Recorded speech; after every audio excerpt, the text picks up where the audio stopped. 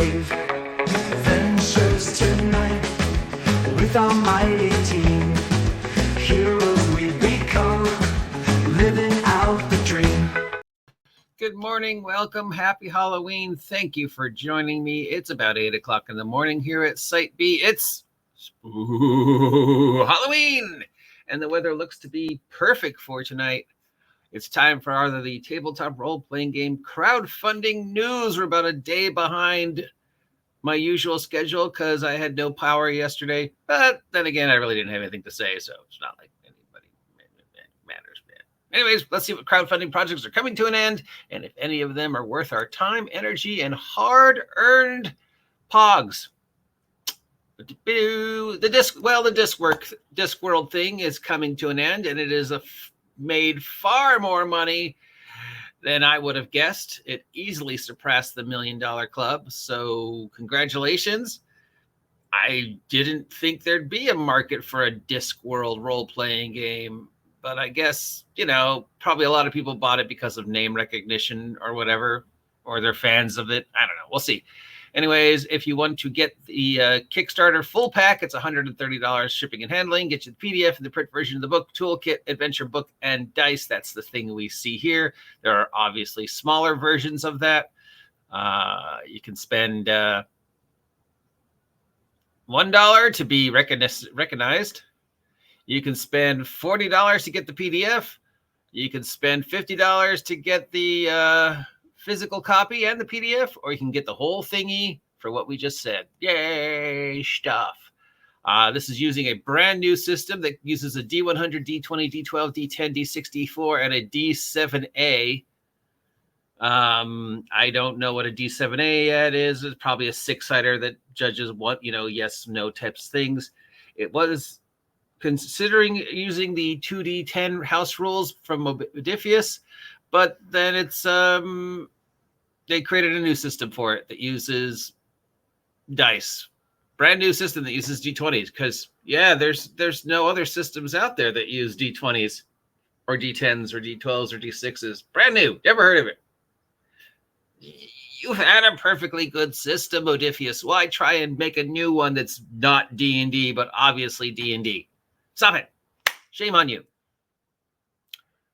From Metis Media, we have Historia Arcanum, Echoes of Renaissance for Dungeons & Dragons 5th edition.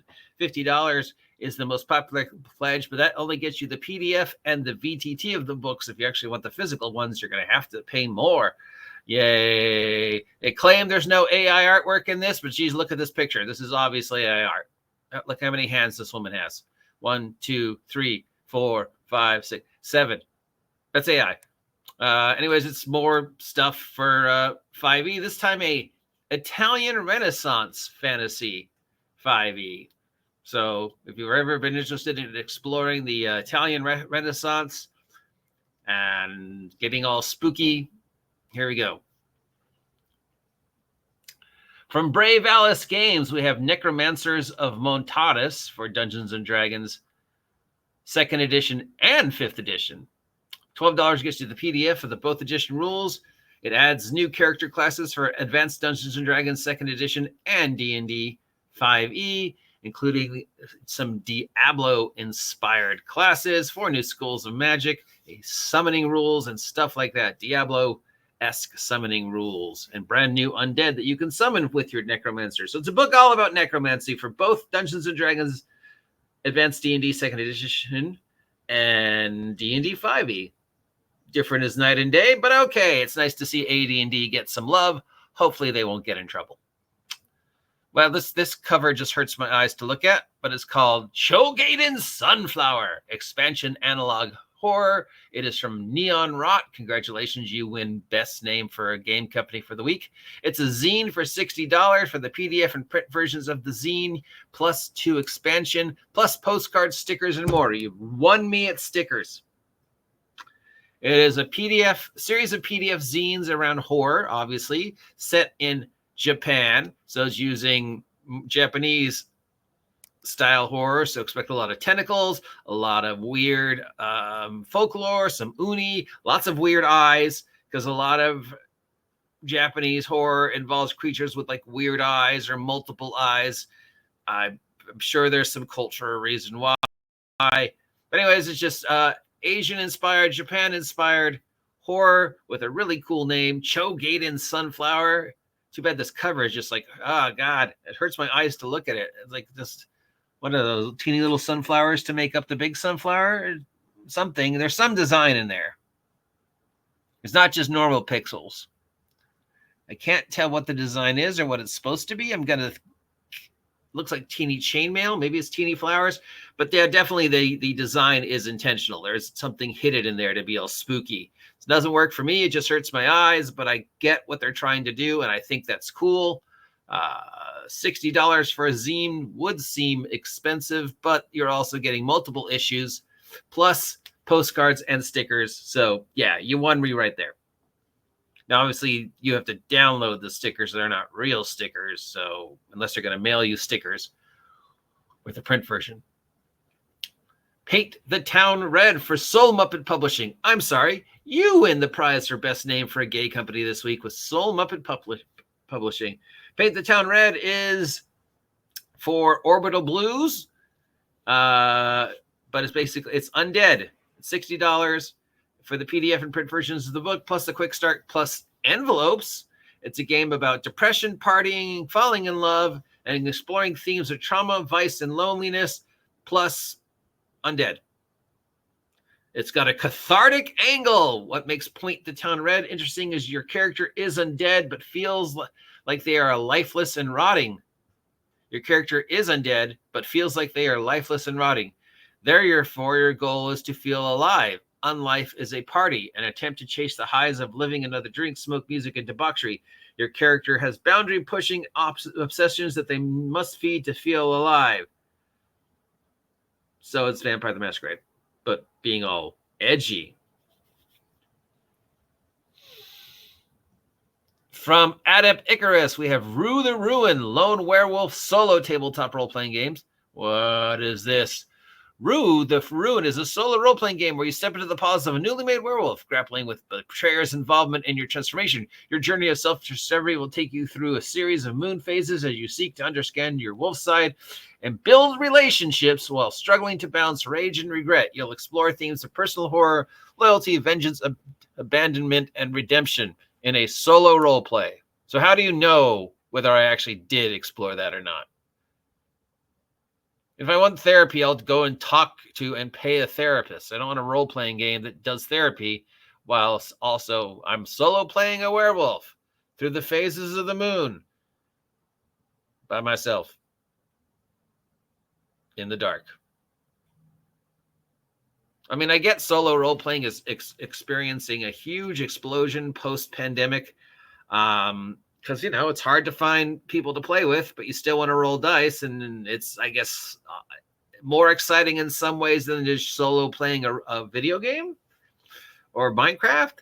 But, it does feel like you can't find a solo role-playing game without it also mentioning words like redemption and therapy and stuff like that. And you're like, well, I mean, am I? If I'm just rolling dice and playing here by myself, am I really experiencing anything therapeutic or cathartic? If I'm not interacting with someone, if I'm not getting a response, is it just a journaling? Well, I did I think I felt redemptive at the end of the game? I don't know. I've been sitting here for an hour rolling 10-siders. I guess I feel redemptive. Check that off as a yes. I don't know. I'd have to see it work in progress, but it just feels like it's another attempt to therapy in a role-playing game by yourself.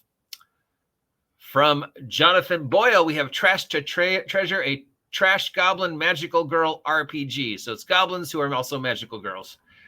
You know what I'm going to say in this one.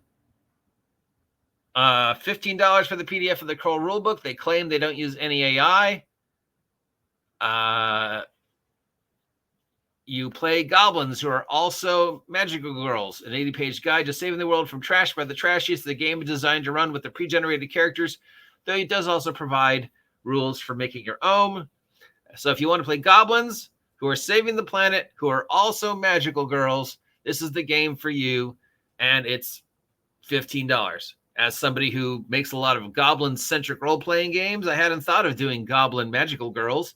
I was thinking of doing Goblin Sentai next, but sure, yeah, Goblin Magical Girls for $16. Why not? Buy this. Or buy my Goblin games. Links down below. And that's it. Well, this one stands out because it's the cheapest and this sounds the most goofiest of the something I'd want to play. No. God, I want to like this one. It sounds cool. It sounds different, but the cover hurts my eyes. But I feel like there's like a hidden thing in the cover and it was intentional and that's cool. And it's a zine and you get stickers. So yes, no. Is there a market for this? Is anybody buying this because they have, spent the past 50 years going, God, I really want a Discworld role-playing game, and I don't have the wherewithal to just homebrew one, so I've been waiting with bated breath for a Discworld role-playing game. Is that why it hit the $1 Million Club?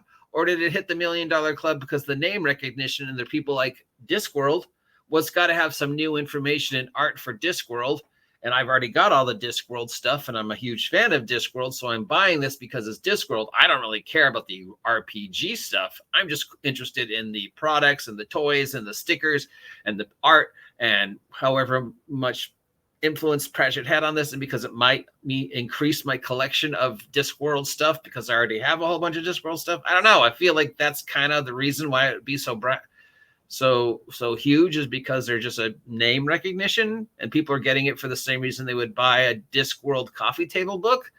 But is it going to just sit on the shelf or is it going to be played a lot? Is there a huge audience of people who like, I want to play Discworld role-playing game?